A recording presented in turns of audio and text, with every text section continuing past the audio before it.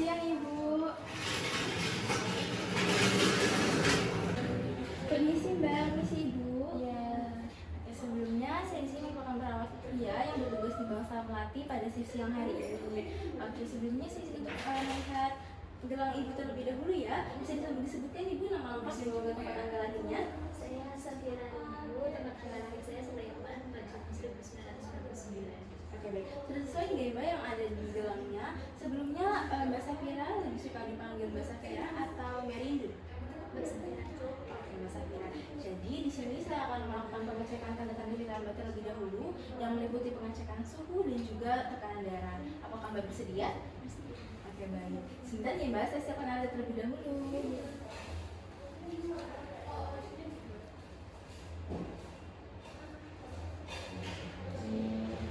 Permisi nih Mbak. Baik, untuk suhu Mbak di sini di angka 37 derajat, sedikit tinggi ya Mbak. Lalu saya di sini akan melakukan pengecekan tekanan darah Mbak. Bisa.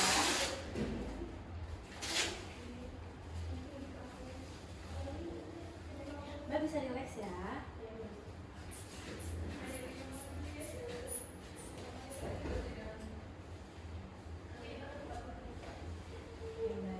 Untuk tekanan darah Mbak Safira di sini di angka 140/100 Mbak, sedikit tinggi. Mungkin Mbak Safira bisa diceritakan Mbak bagaimana perasaan Mbak siang hari ini? Ini Mbak, di bagian perut, bagian atas ini agak sakit, terus kepala sini kayak cenut-cenut pusing kayak gitu. Soalnya juga saya pikiran mungkin ya, yang bisa operasi kayak ya Allah gimana perasaan besok cemas kayak gitu. Oke baik. Jadi Ibu sekarang ini Mbak diagnosa mengalami preeklamsia atau kenaikan tekanan darah selama kehamilan Mbak. Jadi untuk meminimalisir dari komplikasi preeklamsia ini, maka Mbak dijadwalkan untuk operasi sesar atau seksi cesarean Mbak. Jadi untuk kecemasan yang Mbak alami ini tentunya sangat wajar ya Mbak, apalagi menurut catatan dokter di sini Mbak merupakan operasi dan juga kehamilan pertama Mbak. Apakah benar? Oke, jadi nanti sebelum Ibu menjalankan operasi, Ibu akan dipasangkan infus seperti yang sudah dipasangkan ini dan juga kateter Mbak. Oh, nanti harus pakai kateter ya Mbak? Soalnya kan katanya pakai kateter itu sakit. Kalau misalnya nggak usah pakai, nggak apa-apa gimana? Oke, untuk memasang kateter ini Ibu sifatnya wajib. Nanti juga dipasangkannya oleh tenaga kesehatan yang sudah profesional. Tentunya nanti akan meminimalisir dari perasaan nyeri dan juga cemas yang akan dialami oleh Mbak Safira seperti itu. Oke, di sini juga saya akan melakukan sedikit penjelasan terkait persiapan preoperasi dan juga bagaimana pemasangan kateter tersebut begitu. Mungkin penjelasan ini akan membutuhkan waktu selama 30 menit. Apakah dari Mbak Safira atau Ibu bersedia? Oke, baik. Saya mulai ya. Sebelumnya Mbak saya izin untuk duduk ya.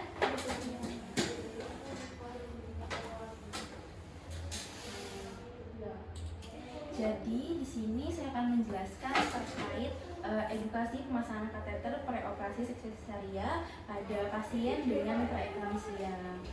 Ya, untuk preeklamsia sendiri yaitu suatu komplikasi kehamilan yang mana itu terjadi pada kehamilan yang di fase lebih dari 20 minggu seperti yang Ibu alami ini kan di fase 31 minggu ya Ibu.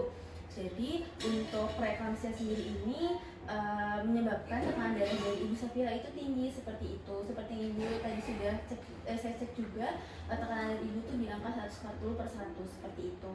Lalu untuk ciri-ciri dari preeklamsia itu ada beberapa Ibu. Yang pertama ada tekanan darahnya itu tinggi. Lalu ada juga kadar trombosit Ibu itu rendah seperti yang tadi sudah dicek juga saat pengecekan lab dengan laporan yang trombosit Ibu itu cukup rendah seperti itu. Lalu juga ada di sini mual dan juga muntah. Apakah Ibu merasakan seperti itu? Iya Mbak, kayak mau muntah tapi nggak jadi-jadi. Oh iya benar. Dan juga di sini ada pusing, lemas dan juga sesak nafas seperti itu. Lalu untuk faktor resiko dari preeklamsia atau hal-hal yang dapat menyebabkan preeklamsia itu sebagai berikut ada beberapa Mbak. di sini ada kehamilan pertama seperti yang Ibu Safira alami. Lalu di sini juga ada riwayat preeklamsia pada kehamilan sebelumnya. Lalu ada kehamilan pada bayi kembar seperti itu. Dan juga di sini ada riwayat hipertensi kronis dan juga ada diabetes atau penyakit ginjal seperti itu. Lalu juga ada usia ibu di bawah 20 tahun atau di atas 35 tahun. Jadi meskipun dari Mbak Safira ini sekarang sedang berada di usia-usia produktif, namun tidak kemungkinan bahwasanya Mbak Safira tetap ada kemungkinan untuk mengalami preeklamsia seperti itu. Lalu juga ada di sini obesitas dan juga riwayat keluarga memiliki preeklamsia seperti itu.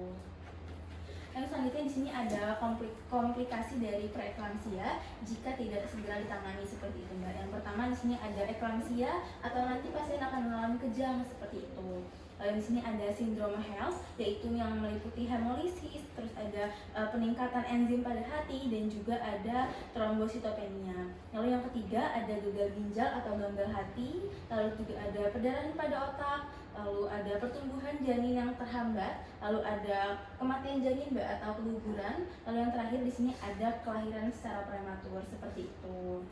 Lalu untuk mencegah tadi itu adanya komplikasi dari preeklamsia, maka dari dokter itu menyarankan ibu untuk ditindak secara seksi sesaria atau operasi sesar seperti itu.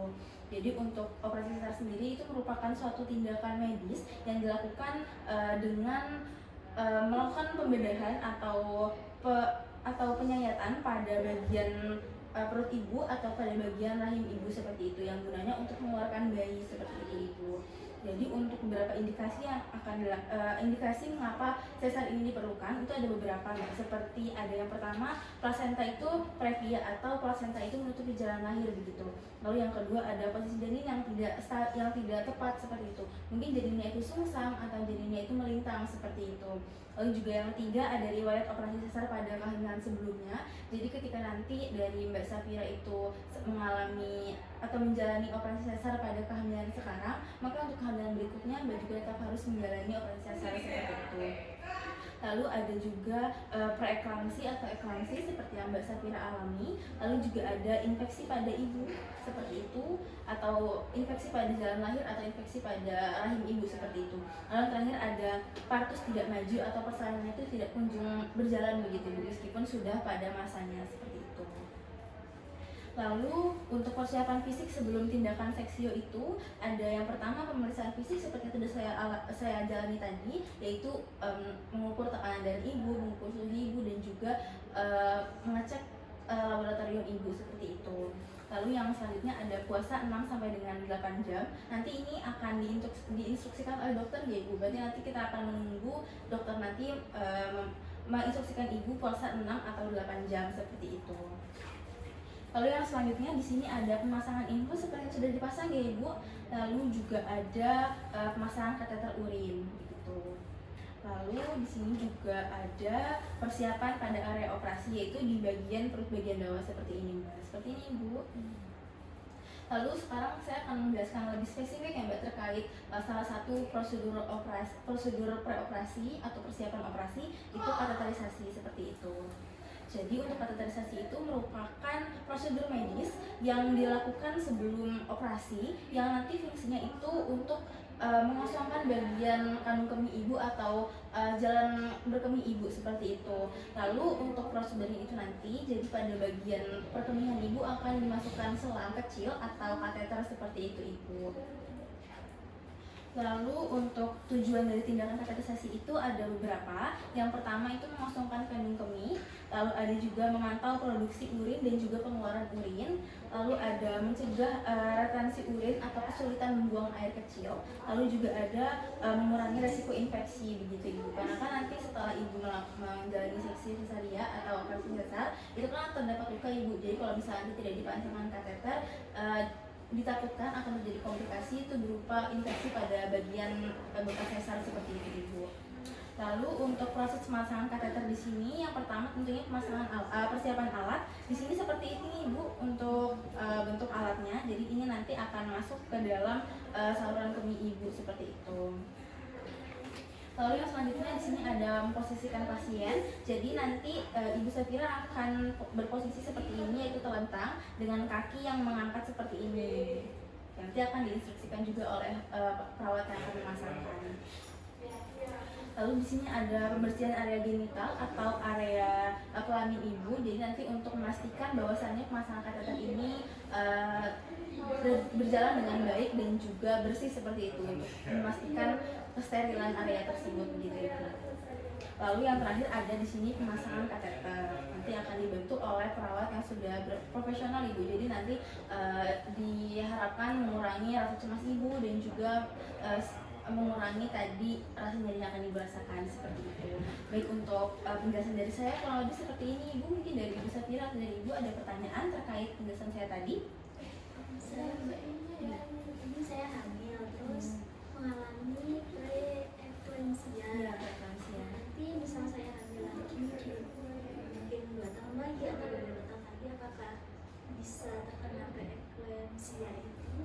Oke, jadi sesuai yang seperti tadi saya jelaskan Ibu, untuk preeklamsia ini salah satu faktor resikonya yaitu adanya riwayat preeklamsia pada kehamilan sebelumnya. Jadi untuk nantinya ketika Ibu Safira menjalani kehamilan lagi pada 2 tahun atau 3 tahun ke depan, baik itu kehamilan kedua, kehamilan ketiga dan seterusnya, itu nanti Ibu Safira masih akan tetap memiliki potensi dari preeklamsia ini begitu. Tapi nanti karena kan sudah ketahuan ya Ibu karena bahwasanya Ibu memiliki preeklamsia, sehingga nanti bisa dicegah untuk atau minimalisir dari preeklamsia ini seperti itu. Ada lagi? Mau tanya Mbak, Iya. kan tadi katanya kan bisa kena eklamsia lagi. Nah tapi kalau misalnya anak saya nanti mau punya anak lagi, biar dia nggak kena eklamsia lagi, bagaimana ya Mbak ya? Oke, jadi tentunya untuk mencegah preeklamsia ini peran dari keluarga itu sangat penting Ibu. Nanti mungkin dari Ibu bisa turut untuk membantu Bu Safira dalam mengingatkan untuk rutin melakukan pengecekan kesehatan baik itu sebelum maupun selama kehamilan seperti itu. Lalu juga bisa dengan mendukung untuk Ibu Safira ini makannya itu diteraturkan dan juga tidurnya itu dijadwalkan dengan baik seperti itu. Lalu juga yang terakhir mungkin bisa dibantu Bu Safiranya agar tidak mengalami stres gitu selama kehamilan begitu Ibu. Begitu ya Mbak ya? Ya. Apakah ada lagi? Jadi saya sepertinya sudah Mbak. Oke, dan ini juga sudah cukup. Mungkin sebelum saya tutup ya Ibu, kalau sudah tidak ada pertanyaan, saya tutup untuk sesi diskusi kita. Sebelumnya itu saya izin untuk mengulas kembali terkait tadi yang sudah saya jelaskan, itu pemasangan kateter. Mungkin bisa disebutkan Ibu Safira apa itu beberapa tujuan atau salah satu tujuan dari pemasangan kateter? Biar nggak infeksi, terus mengosongkan urin saya di kandung kemih itu semua. Oke, baik, betul sekali. Kalau begitu mungkin dari Ibu Safira kan tadi juga sudah tahu ya tujuannya itu apa. Mungkin bagaimana perasaannya sekarang, apakah sudah lebih tenang atau masih sedikit cemas? Dan nggak akan tahu prosedurnya. Oke, baik. Jadi Ibu jangan khawatir ya, pasti nanti akan dilakukan oleh tenaga medis yang sudah profesional seperti itu. Oke, baik. Karena tadi sudah juga cukup dan juga Ibu Safira sudah memahami dan sudah tenang juga. Kalau begitu saya izin untuk kembali ke ruang perawat ya Ibu. Nanti jika Ibu memiliki pertanyaan atau terjadi sesuatu, Ibu bisa memanggil saya atau rekan saya di meja perawat, atau nanti bisa memencet tombol yang berwarna merah di belakang pasien seperti itu Ibu. Kalau begitu saya pamit ya. Terima kasih sudah. Ya, sama-sama. Terima kasih Ibu sudah kooperatif selama kita menjalani pemaparan materi ini. Baik, saya kembali ya Ibu. Terima kasih. Terima kasih Mbak.